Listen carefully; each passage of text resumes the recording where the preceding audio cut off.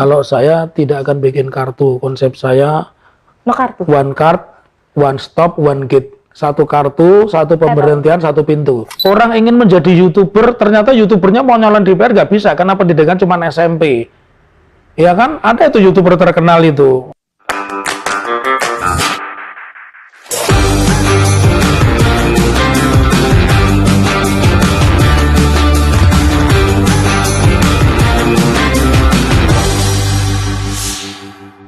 Halo pemirsa E-Channel TV, apa kabar Anda hari ini? Senang sekali saya Arinda Panca bisa kembali hadir di layar kaca Anda untuk menemani Anda bersama dengan keluarga. Dan saat ini saya ada dalam satu acara yang sangat spesial dan tentunya tamu saya juga spesial dalam Bincang Pilkada di 2024 ini. Tentunya akan seru ya Pilkada di kesempatan kali ini. Lalu seperti apa perbincangan saya bersama dengan tokoh dan juga ini adalah generasi Z ini harus tahu beliau ini siapa ya. Wakil kita nanti ya, ini dia adalah Mas Taufik ya, Muhammad Taufik ya, begitu ya, benar. Mas Taufik ya, saya panggilnya Mas Taufik saja, gitu ya, karena ini gensi juga lagi gencar-gencarnya, ini ya mengulik soal pilkada-pilkada di 2024 ini, termasuk saya juga ini. Bagaimana dengan Anda? Tentunya Anda juga harus stay tune di sini ya pemirsa ya. Baik Mas Taufik, apa kabar? Alhamdulillah baik sehat. Ya. Sehat ya. Hari ini sudah 3 aktivitas saya. 3 aktivitas. Iya, ini yang ketiga ini. Baik, dari pagi sampai nanti. Iya. Tentunya akan selalu semangat sampai selesai nanti ya. Baik Mas Taufik, ini hobinya apa sih sebenarnya Mas? Saya dari basisnya dari kecil itu semua olahraga yang memakai kaki saya hobi. Artinya jalan kaki, lari, kemudian sepak bola dan sekarang sepeda. Sepeda saya geluti sepeda, ya. Sepeda jauh atau sepeda apapun? Aja? Saya punya banyak sepeda, bahkan sepeda tinggalan orang tua saya ada. Saya punya sebanyak sepeda. Tapi yang saya sukai sepeda yang sangat fungsional itu sepeda MTB, mountain bike. Cuman sesekali kalau saya harus ke Prambanan, saya misalkan harus ke Tawangmangu, saya naiknya road bike, sepeda balap. Ya. Itu sedikit cuplikan sedikit dari hobinya Mas Taufik yang sampai sekarang masih suka sepeda ya. Jadi tenaganya masih fit banget ini ya. Insya Allah. Insya Allah ya. Dan sekarang ini bisa diceritakan ini Mas Taufik ini sebenarnya siapa nih panjenengan ini ya? Bisa diberitahukan kepada pemirsa channel TV. Simpel. Saya ini menyebutnya dengan 3 kalimat. Saya ini energik, sportif, dan tipe-tipe saya fighter, pejuang. Saya 3 hal itu. Yang pertama, saya energik karena saya orang yang bisa mudah bergerak dari satu tempat ke tempat yang lain tanpa harus merasa mengeluh, capek dan sebagainya. Ya. Tadi pagi saya masih berenang di Semarang. Kemudian jam 9 itu berenangnya itu jam 6 itu. Jam 9 saya sudah tiba di kantor. Iya, di Karanganyar. Kalau Sabtu tutup, kantor tutup ya. Terus habis itu jam 12 ketemu dengan perkumpulan masyarakat Surakarta dan hari ini sore ini sudah wawancara di sini. jadi memang begitu. Resepnya itu cuma satu. Hidup itu harus senang. Ya, kalau kita hobi itu jangan jadikan beban. Jangan jadikan beban, jadi enjoy aja. Betul. Biar awet muda. Yes. Betul Mas Taufik. Sepakat. Semangatnya menyala. Menyala begitu ya. Lalu apa sebenarnya latar belakang dari Mas Taufik ini? Nanti sebelum kita langsung menjurus ke topik kita pada sore hari ini. Apa nih? Saya membangun karir dari proses yang sangat lama ya. Jadi kalau bahasa Jawanya bukan ujuk-ujuk, nggak tiba-tiba. Saya muda sudah bergelut di dunia politik praktis. Nah terbukti saya pernah duduk sebagai anggota Dewan Termuda dari tahun 92, 97, kemudian 97, 99. Dan di dalam catatan saya, kalau nanti dibuka CV saya nggak ngerti, saya selalu menjabat sebagai ketua. Ya, ketua OSIS saya pernah, ketua pers mahasiswa pernah. Ketua kelas juga pernah ya? Jadi semua, bahkan waktu masih SMA kelas 1 saya ketua PI, pelajar Islam Indonesia. Jadi memang spesialis ketua. Lalu ketika saya menggeluti profesi advokat, saya jadi advokat belum lama, baru 1 tahun lebih 30 ya. Jadi 31 tahun begitu. Nah, itu ketua juga. Jadi ketika Peradi pertama kali dibentuk itu saya ketuanya. Ikadin saya ketuanya dan sekarang saya tidak menjabat ketua Ikadin maupun Peradi. Karena saya mengembangkan profesi sebagai dosen. Baik. Saya menjabat di Fakultas Hukum Unisula, Universitas Islam Semarang itu sebagai Ketua Pusat Studi dan Kajian Anti Korupsi. Semuanya dari awal itu ketua terus. tertinggi ya, Betul. jabatan tertinggi Betul. sudah diduduki dan Ya. sampai saat ini dan saat Ya. ini juga nih ya dengar-dengar ya, Ya. atau mungkin ini sudah ketok palu ya. Ya. Ini Mas Taufik ini akan mengawal keadilan untuk Kota Solo pemirsa ya. Ini beliau maju sebagai Ya. Wali kota, calon wali kota ya. Surakarta ya, Ya. Solo di 2024 ini. Ya. Nah, ini sebenarnya apa ini? Memotivasi Mas Taufik Ya. ini terjun di dunia politik Ya, di bidang ya. hukum ini apa ini, Mas? Ya. Exactly ya. Saya satu pertanyaan yang bagus. Saya selalu di dalam profesi saya itu I do my best. Saya melakukan yang terbaik untuk profesi saya. Karena ketika saya mencalonkan wali kota, saya juga nggak sembarangan. Saya punya 4 modal. Modal yang pertama itu saya ingin jadikan generasi muda itu generasi muda yang sebagaimana saya dulu pernah dapatkan pendidikan di Jepang. Saya pernah dapat beasiswa 2008. Saya ingin memotivasi mereka. Generasi muda kita ini harus generasi yang open mind. Tidak boleh penduduk Indonesia, khususnya yang muda ini mengatakan, aku tidak bisa, aku tidak tahu. Aku harus bisa, aku tahu. Jadi kalau kita mengatakan aku tidak bisa, aku tahu, ini udah ketinggalan kita. Ya. Kemudian modal yang lain, kalau orang bicara konsep memakmurkan dan sebagainya, itu menurut saya selain klise, juga terlalu absurd ya. Saya lebih konkret aja. Saya mencalonkan wali kota dengan modal 4 tadi. Saya menggeluti anak-anak muda, kemudian saya ingin mereka maju, makanya jangan diberi pungutan yang banyak, jangan diberi beban banyak. Anak muda besok sekolah itu hanya boleh naik bus, jadi mereka nggak boleh diantar, nggak boleh, ini kan sangat bahaya. Baik. Terus yang lain bahwa anak muda Solo ini kan kota seni itu kan hanya 3 yang ada Institut Seni Indonesia, 1 Solo, Jogja, sama Bali. Tapi pertanyaannya, adakah wali kota yang memikirkan anak-anak sekolah menengah kesenian atau alumni ISI itu pekerjaan apa? Saya punya, besok akan saya bikin perwakot, semua orang hotel yang menyelenggarakan event atau kedatangan tamu harus wajib menggelar tarian. Siapa yang masuk sekolah-sekolah tari itu? Nah, ini dia. Ada suatu hal yang baru, akan Oke. ada sekolah tari baru begitu Bukan ya? sekolah tari sudah ada, tapi mereka ini diberikan job besok. Karena saya membuat peraturan daerah Baik. yang mewajibkan hotel kalau terima tamu harus menampilkan penari. Baik, itu dari siswa-siswa yang ada di Iya, Surakarta. benar. Nah, ini Iya. jiwa seninya itu sudah ada pemirsa. Dilihat Betul. dari sekarang Mas Taufik sendiri juga menggunakan Iya. Nah, ikat kepala ini. iya.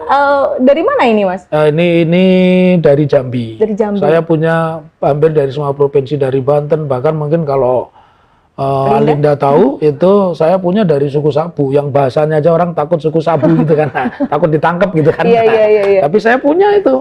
Berarti ini bukan hanya acara ini saja Bukan. digunakan. Every time, bahkan saya di pengadilan pun memakai ini dan hakim, jaksa, polisi sudah paham saya pakai ini. Ciri khas, Ngajar pun orang sudah tahu. Oh, baik. Malah ditanya, Bapak kemana? Apa dicuri? Apa hilang? Gitu.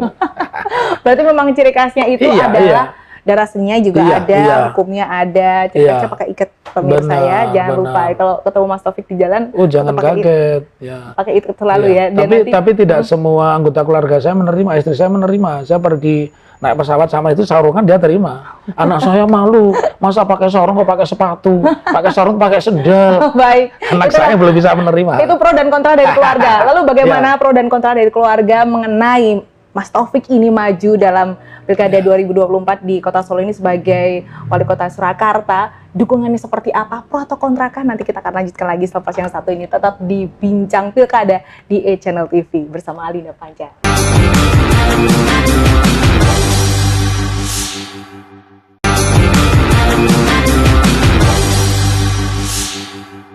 Kembali lagi dalam Bincang Pilkada di E-Channel TV bersama saya Alinda Panca dan juga Mas Taufik, tamu spesial saya. Beliau adalah yang nantinya akan maju menjadi Wali Kota Surakarta di 2024 ini untuk mengawal keadilan di Kota Solo.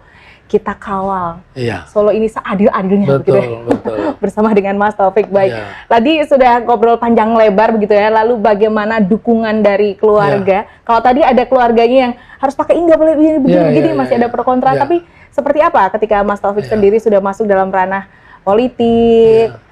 pure saya akan maju ke Pilkada 2024 ini, bagaimana Ya. untuk keluarga besar? Ini satu pertanyaan menarik ya. Saya di keluarga itu keluarga besar ya. Saya sendiri berasal dari 6 bersaudara dan saya memiliki anak juga besar juga. Anak saya 4, artinya saya keluarga besar ya. Yang menarik, memang saya sangat demokratis kepada anak saya. Jadi dari 4 anak itu kayaknya yang siap jadi pengacaranya 1. Selebihnya ada yang jadi guru, ada yang jadi menempuh sekolah psikologi dan lainnya. Nah, terkait dengan pertanyaan tadi, memang awalnya ngapain sih? Oh, ayah ini kan udah enak kemana-mana, jalan-jalan terus pekerjaannya, hampir seminggu jarang di rumah.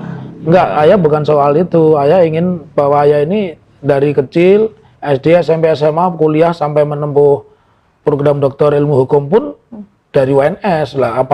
Apa salahnya kalau saya nggak klise. Saya ingin Solo ini ada sesuatu yang berubah. Berubahnya apa? Harus pembelaan kepada orang-orang kecil. Orang-orang kecil siapa? Orang-orang kecil itu mereka pengusaha UMKM, usaha kecil dan menengah. Kemudian anak-anak yang ingin bersekolah tapi tidak pernah mendapatkan kesempatan sekolah. Karena sekarang kita bicara konsep perlindungan hukum ya. Ya.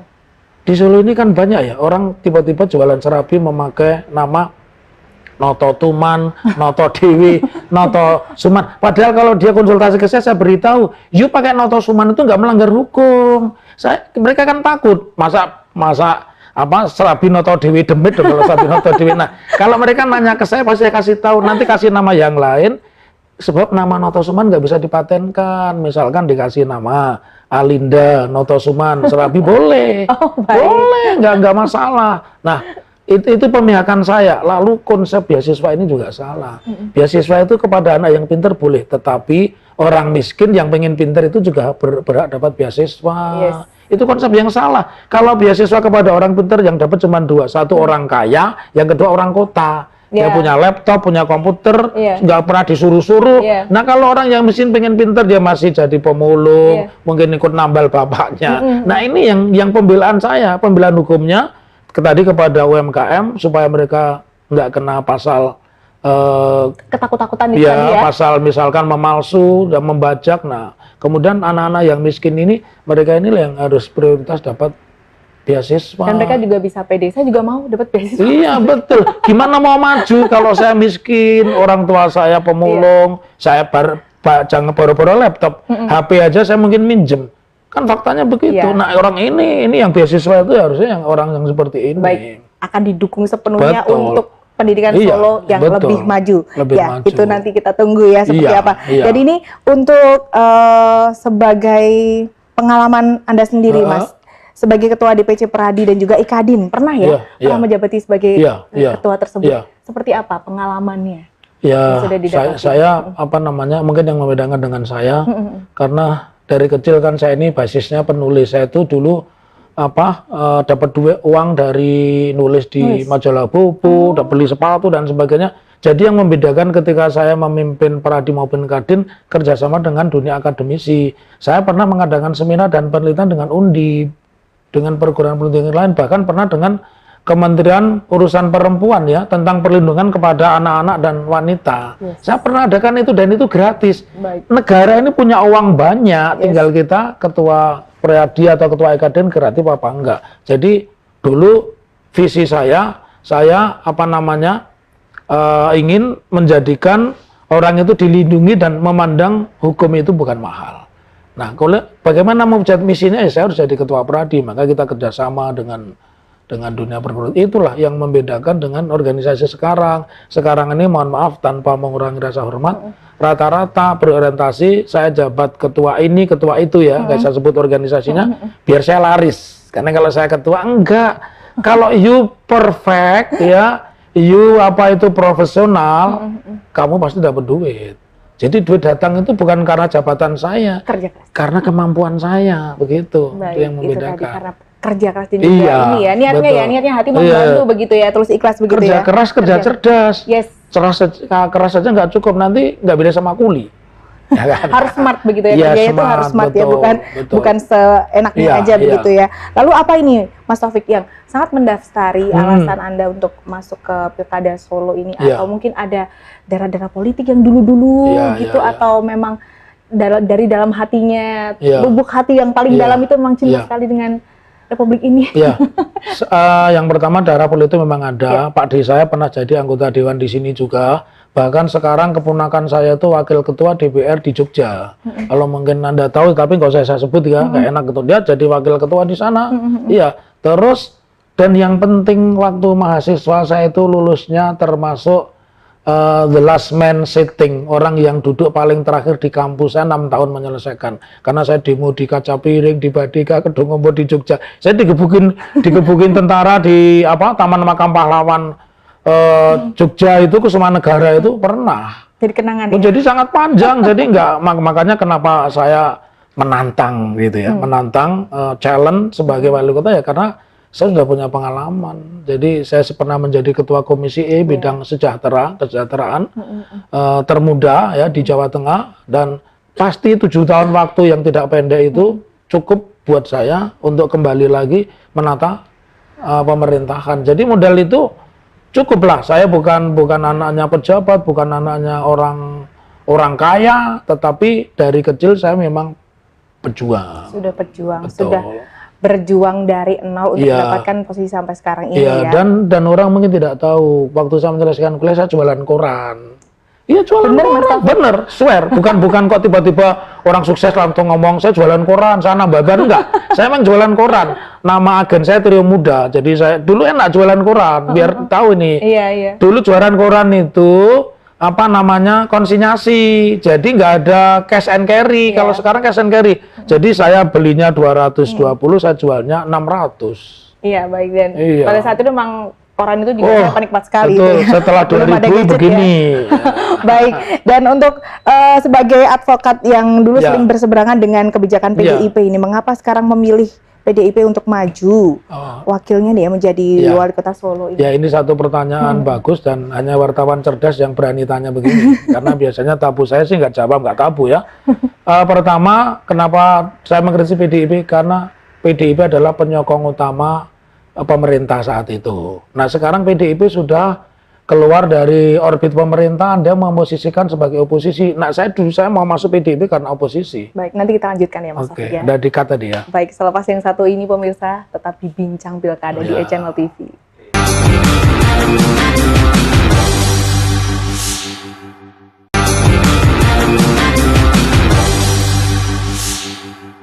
Halo pemirsa, kembali lagi dalam Bincang Pilkada tetap di E-Channel TV, masih bersama Mas Taufik, beliau yang saat ini maju ke ranah Pilkada ya di calon wali kota Surakarta 2024. Nah, dengan mengawal keadilan untuk kota Solo, sangat menyala ini ya semangatnya Mas Taufik ini untuk kota Solo. Lalu seperti apa? Kita akan ngobrol lebih panjang lagi, dan bagaimana ini Mas Taufik tadi kenapa memilih PDIP untuk maju menjadi wali kota Solo, mengawal PDIP begitu ya? Mengapa ini?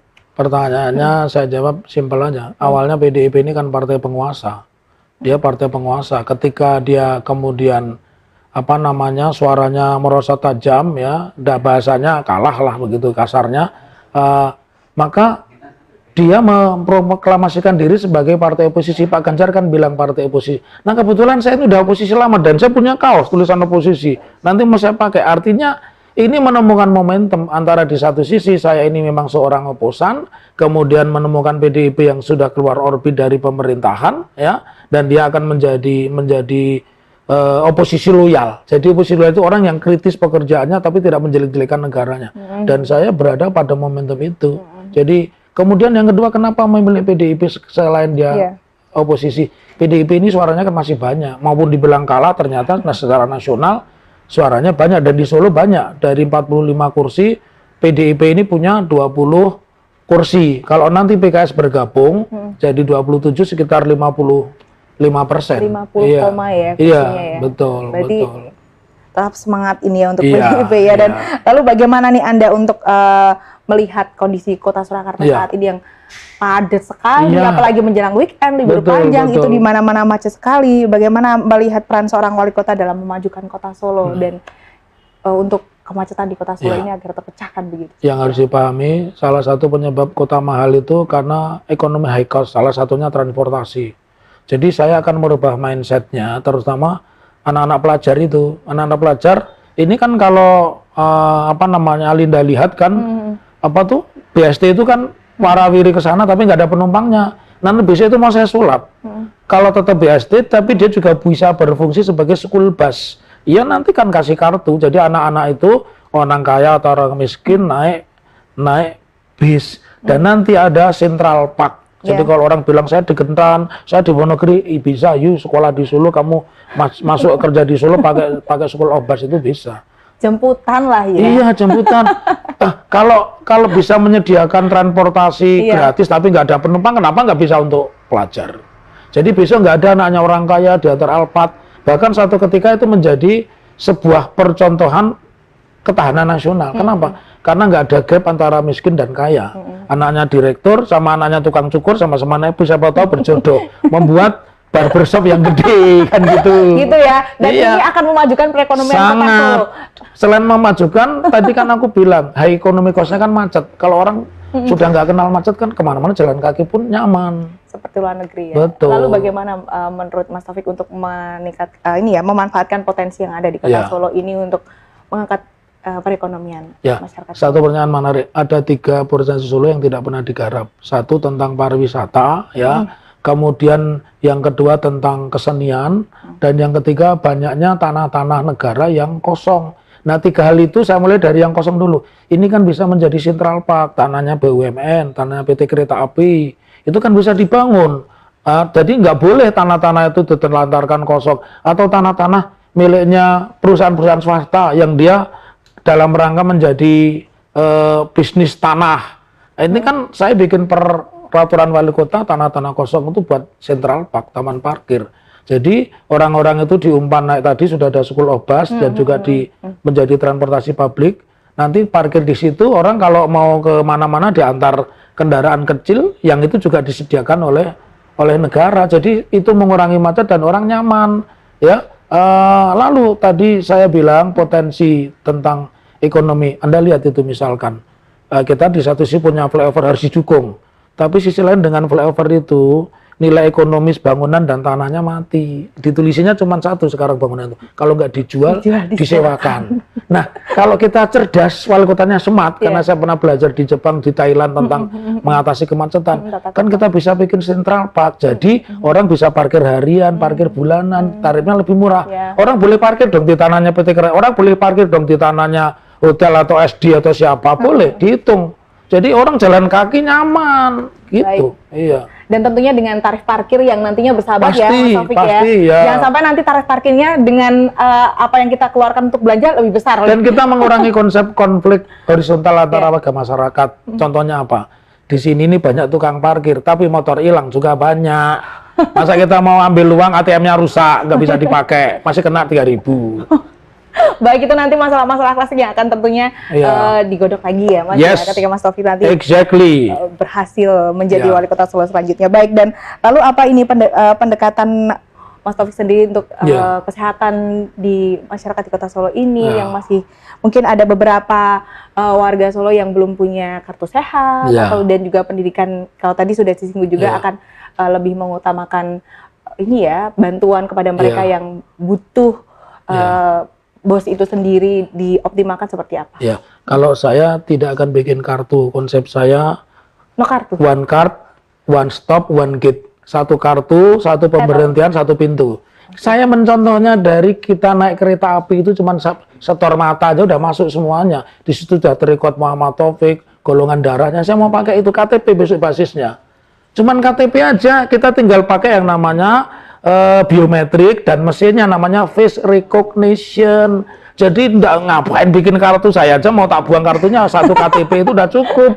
Jadi besok konsepnya kalau orang berobat ke rumah sakit kan sudah dengan KTP, NIK itu nomor induk kependudukan, udah teridentifikasi dia miskin apa kaya, rumah sakitnya di mana, kasih. Dengan- Jadi saya ingin pakai Alinda kayak di luar negeri. Orang masuk rumah sakit diterima dulu baru bicara biaya. Kita nggak jualan. Negara yang bagus itu tidak jualan dengan rakyat. Jualannya dengan pengusaha. Jadi apa? Ya masuk rumah sakit diobatin dulu baru nanti bicara ongkos. Baik, itu nanti jaminannya tetap terjamin begitu. KTP, aku nggak akan bikin kartu. Ya. Ya. Dan sistem informasinya untuk database-nya tentunya juga akan lebih Lebih ini ya, mudah. dimudahkan dan tentunya dijaga tentunya ya untuk masyarakat ini ya. Jadi one agar card, tidak one bocor stop, kemana-mana one gate, begitu. ya, betul. One gate itu tadi. Lalu ini berbicara tentang Gen Z saat ini yang semuanya itu kan memang labil begitu ya, Gen Z saat itu apa-apa pengen tahu, semuanya serba media. Apa ini pesan Mas Taufik ini untuk para generasi muda ini?